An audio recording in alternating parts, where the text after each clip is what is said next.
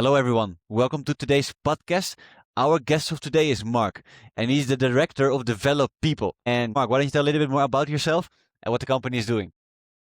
Thanks, Joey. So I'm a director, as you say, of Develop People. We're a personal development and leadership training company that's been established for around 14 years now. My background is in senior policing, and I basically got to a position where I wanted to be able to share with people, if you like, what I'd learned about people and leading people in business. So that's what I do. I spend a lot of time helping people to get to know themselves, how they like to behave, how they communicate, and try and make companies a little bit more pleasant to go and work at. Very nice. And I was checking your LinkedIn before we actually hopped on into this podcast, and there was like a quote on there which I really liked. It's like, lead yourself first. So my belief is, and I think of all the things that I've learned, is that before you can learn to lead other people, you've got to learn to lead yourself.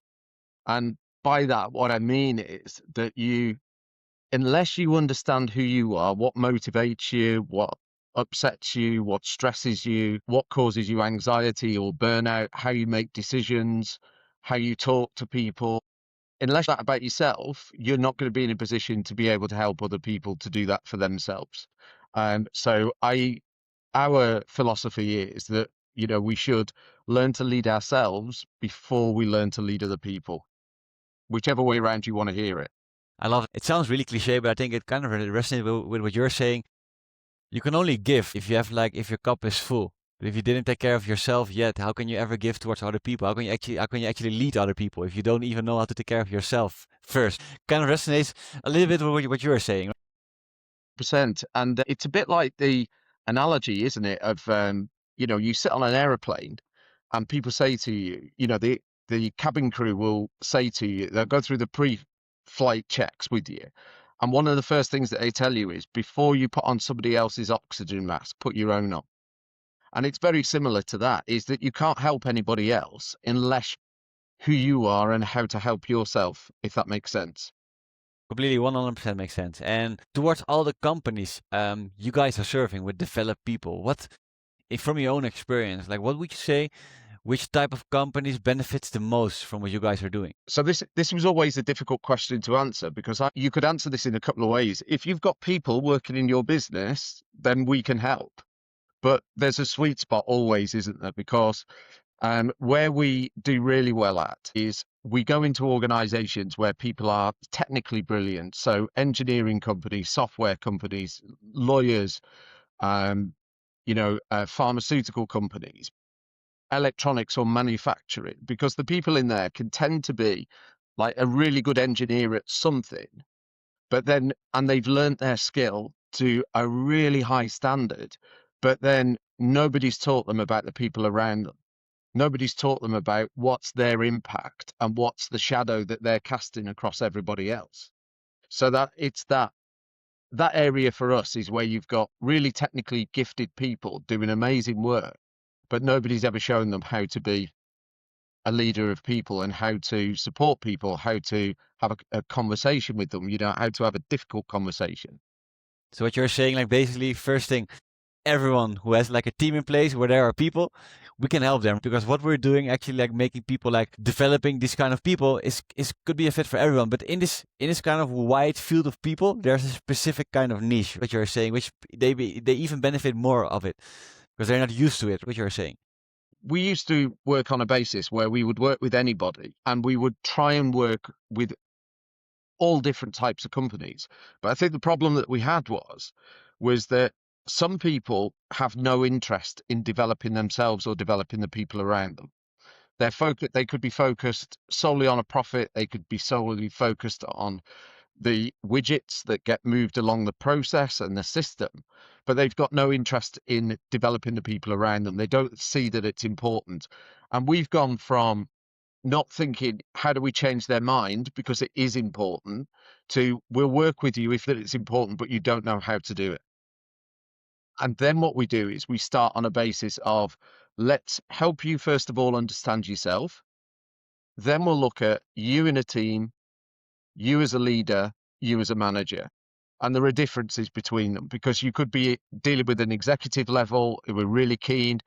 I've got lots of ideas, but actually they don't realize that their style, if you like, is really forceful on other people, or they've not understood how to check in with people to make sure that they are genuinely okay and that the environment that they're working in is a good one. And they're not making the best of decisions on the back of that.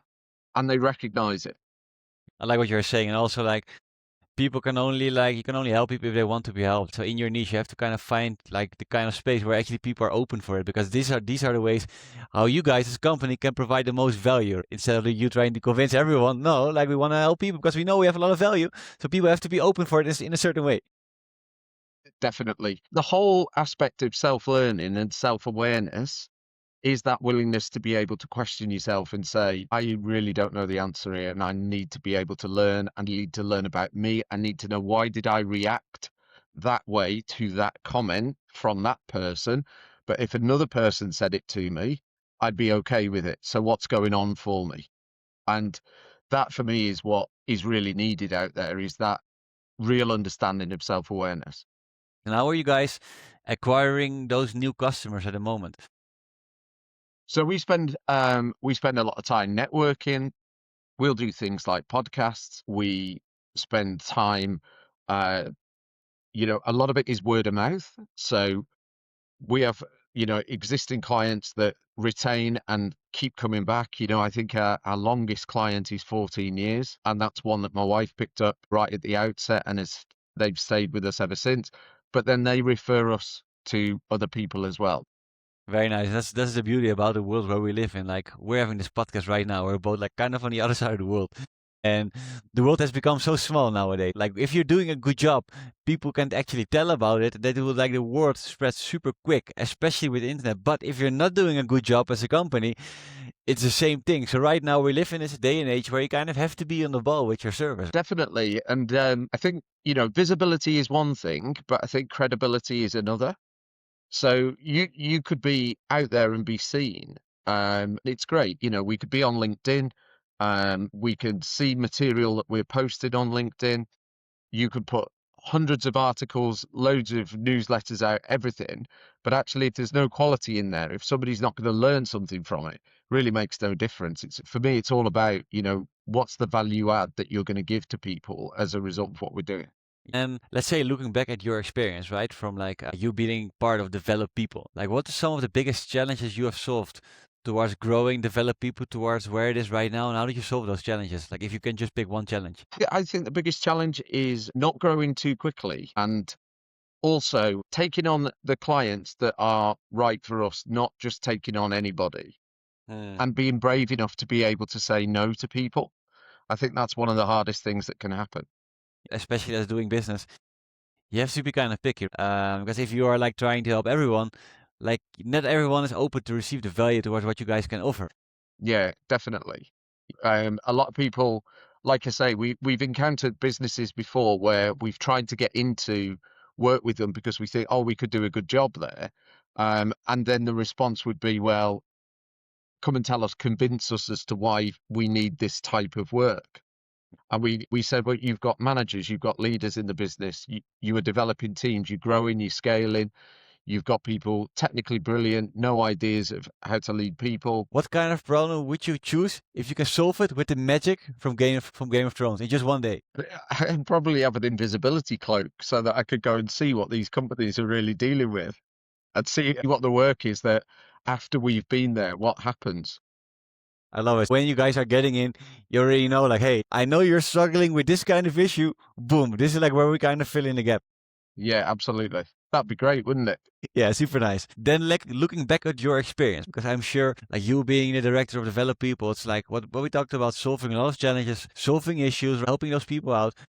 If you could go back in time towards like where you started with Develop People, and if you could just do one thing differently, with all the experience and wisdom you've kind of gained like among the years, what is something you would do differently with the knowledge you're having right now as we're speaking to each other in a podcast? What's one thing I'd do differently? Yeah, I'd go back to the same thing. I'd learn to say no quicker. I'd learn to say no quicker, and I'd filter out the stuff that's not relevant and say, no, be confident. That's not what we're about. And just I know it sounds obvious, but I think like maybe even what we talked about little bit before, like the biggest things are in the most simple things, like usually the biggest benefits. And what do you see like from saying no to certain opportunities? What do you see as the biggest benefit for you guys? I think when you say no, what you're able to do is you're able to set boundaries. You're able to say to people, this is acceptable, this is not acceptable, whether that's a behavior, whether that's an approach, whether it's a way of working. You're able to set boundaries and you're able to highlight where your values, your personal values overlap with your business values. Yeah, very nice. It's kind of like when you close one door, like kind of open the space for another door, right? Yeah, 100%. 100%. I think the opportunity is, not everything that's going to work for you is there when you say yes. Sometimes, you need to take an alternate path and then the answer will find itself and will find you. Very nice. And then looking on the future, let's say you can use this magic for the future and you can like look 6 to 12 months ahead. What are some of the goals you guys are having with Develop People for the next, let's say, 6 to 12 months? So I think our main goals are to make sure that we continue to provide value to the clients that we've got, that we bring in additional clients that we're going to be able to add further value to, but also that for ourselves, it's really important we maintain a balance between our professional lives and also a personal, I should say, personal lives. Very nice. So just not like let one thing kind of overflow where there's no space anymore for the other. No, that's it. You've got to be able to create balance, haven't you? I think anybody who's in business has got to be able to have a balance between what's the ultimate objective. It may not be that you want to sell your business and that you're looking at this huge retirement pot later on in life. It could just be, I just want to keep adding value. I want to be able to be a resource for the people that need us and to be able to do that work. Very nice. Kind of comes back to what we were talking about in the beginning, right? Lead yourself. And in order to lead yourself, you have to know like your vision, what you were talking about, right? And let's say for the people who are like, there are a lot of founders watching this podcast right now, right? And let's say to all the founders who are watching the podcast right now, with all the knowledge you've gained, what kind of wisdom would you give away to them, which they can start implementing straight away after the podcast? All the wisdom and knowledge you've gained among the years. Well, I mean, I'm going to be biased on this because I will always say, go back to finding out who you are, go and Mm, find out what your values are, what's important to you, and why is it important. yeah, Start seeing if you're living out those values across the business or whether you're just saying things because that's the in thing to say, the fashionable phrase, if you like, to have. yeah, And it would be work out what those values are and make sure that you're living towards them. And if you're not, then don't make decisions outside of that value base that you've got. So work out what your values are, then make the decisions based on them. yeah. I really like what you're saying because we can have the most amazing strategies in the world, but if you're actually building on a house, on a foundation which is not solid, the house is kind of deemed to fall. Yeah, definitely. And the other thing that you do is, that particularly with your values, if you start making business decisions or life decisions and you've not got a grasp of what the drivers are behind why you're making a certain decision, then you'll end up with sporadic decisions. You'll be inconsistent. You will be wondering why the business is or why the business is failing and you feel unhappy because you're doing things that are out of alignment. Yeah, completely makes sense. Mark, for the people who are watching this podcast, what are some of the ways they can connect either with you or the company? Easiest way to connect with us is on LinkedIn, but we've also got a website as well. So there is a web page that it can be connected to, which is quite simply develop people.co.uk. I had to think about it then because I used LinkedIn more than anything. Yeah, very nice. Mark, thanks so much for being on the podcast, sharing all your values, sharing your lessons, talking about the company. For the people who are watching this podcast right now, I'm going to make sure to put the links of Mark and the company down in the description below so you can easily find it. Thanks everyone for tuning in. And yeah, see you all in the next episode. Thank you, Mark. Okay, no problem. Thanks, Joey. Cheers.